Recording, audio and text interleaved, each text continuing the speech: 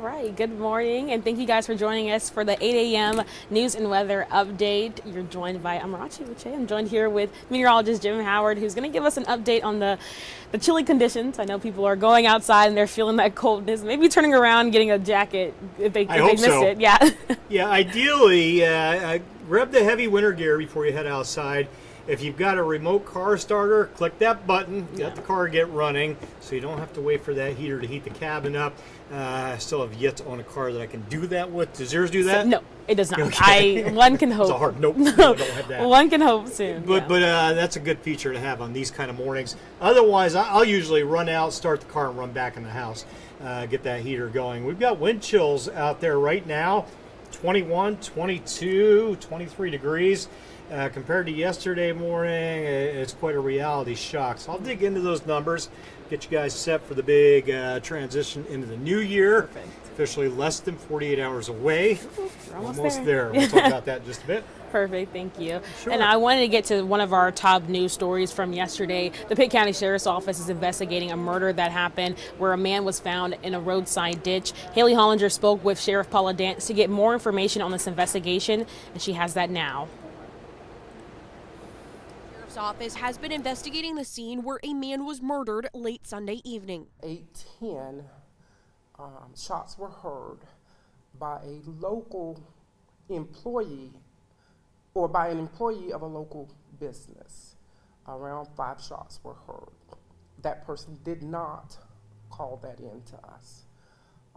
At around 8:25, our communication center received a call about a person in the ditch. Deputies responded to the call for a welfare check, and when they arrived, found 35-year-old Eric Horton suffering from gunshot wounds. Life-saving measures were taken, but Horton was pronounced dead shortly after.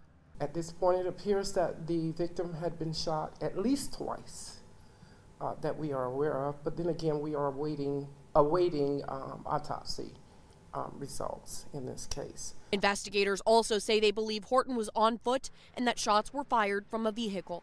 We certainly want to convey to the public that this appears to be an isolated, targeted incident, and that we do not believe that there is any immediate danger to the community. Sheriff Dance also says Horton made several calls prior to when the first shots were heard.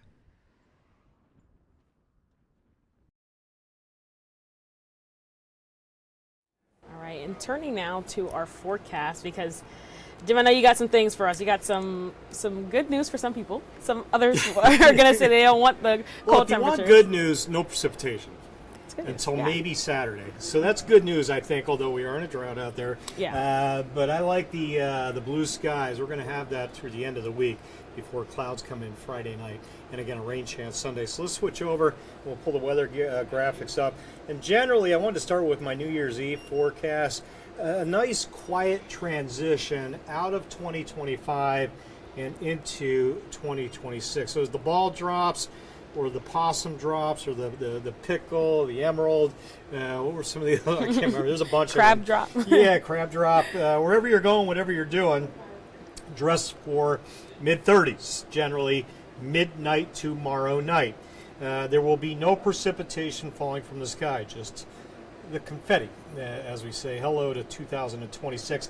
And I don't think there'll be much wind out there, so that 37 should feel like 37 instead of a 27. Winds maybe 5 as we head to midnight tomorrow night. So generally, that's a pretty good forecast. I mean, it's going to be chilly, but we're going into January. It's supposed to be cold. 35 as sunrise Thursday morning, and then as we get into the afternoon Thursday, a lot of you off. Low 50s, sunny skies. Winds a little breezy, 10 to 15. So you'll feel that low 50 into the afternoon. But again, generally sunny and quiet as we say hello to 2026. Jacket-worthy degrees there. Grifton right now, it's 30, but it feels like 23. Giving you that look from 1,850 feet up over southern Pitt County. That is a crystal clear sky. When you see a sky that clear, dry, low dew point temps, dry at the surface, dry aloft. Nothing brewing, nothing doing. 31 in New Bern feels like 21. Whew, it's cold. 30 in Washington feels like 23 degrees out there this morning. You can see the flag flapping a bit. We're gusting 20 on the anemometers out of the northwest. Cold flow. Satellite radar, yesterday's clouds are gone. And again, I don't see much in the way of any clouds until maybe Friday night, Saturday. Saturday looks pretty cloudy with a rain chance. Of course, radar, forget about it. Not with the dry air out there. We're 30 degrees colder than yesterday morning. That means 28 degrees maybe to the north, 32 to the south, 31 maybe, better number on average. Almost everybody in every backyard in eastern Carolina at or below freezing. The exception right along the Outer Banks, a degree or two above. Same thing, Crystal Coast. I would say the Crystal Coast probably really close to freezing as well. And then we throw the wind in, 10, 15, gusting 20, 25 on the coast. Wind chill value, 19. Roanoke Rapids, 18. Elizabeth City. Generally feels like low 20s, most of you headed out right now. Mid-20s on the coast. And again, that wind gusting into the 20s this afternoon. Winds will come down a little tomorrow. I'm going to roll this clock through the overnight. Here's midnight into tomorrow morning. Come on, clock. There she goes. Tomorrow morning into the midday. Still gusty, but not as windy. These are maximum winds. So 15 to 20 instead of 25 tomorrow. Shave 5, 6, 7 degrees off the wind. A little more west to southwest. Getting a little gustier tomorrow evening. And you can see now, today we feel like the mid-30s this afternoon. Never feels like we find 40 today. Tomorrow, I think the thermometer will get close to 50 with wind chills. Tomorrow morning, another bitter cold start. Low 20s to mid-20s on the wind chill, and then the feels like into the afternoon, mid-40s. I mean, still chilly tomorrow, but we're making a turn at least in the right direction. The big map showing that ridge of high pressure. Some snowflakes, upstate New York, Pennsylvania, Michigan, northern Ohio, dipping into West Virginia at times. That's lake effect snow. That's not getting down here. Our dry air yields blue skies generally through the balance of the week. There's the first day of the year. I kept the cold on there. I could have swapped it for a cool with 50s late week. All right, storm system riding along the Gulf Coast. A weak storm.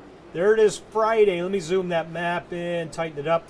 Saturday morning, shower or two to the south. Afternoon, we may sneak a shower in here later Saturday. That map you're looking at, that's going to change. That's important to note. There will be shifts and changes in the location of that storm, the strength of the storm.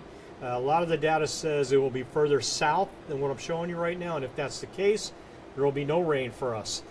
That depiction shows rain over the southern counties Saturday afternoon.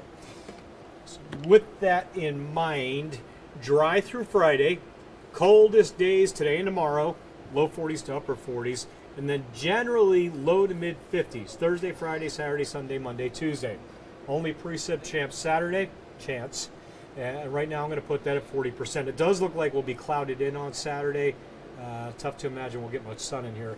But the rain likely hanging maybe just around the southern coast, if not a little south, could drift a little north. So we got to watch that as we head into later this week. And again, every day we get closer, I'll get a better handle on timing and coverage of rain. This may be one of those deals where it stays far enough south where we get clouds but no rain on Saturday, but I can't commit to that yet. Yeah. Don't cancel Saturday plans based on a 40% 4 days away.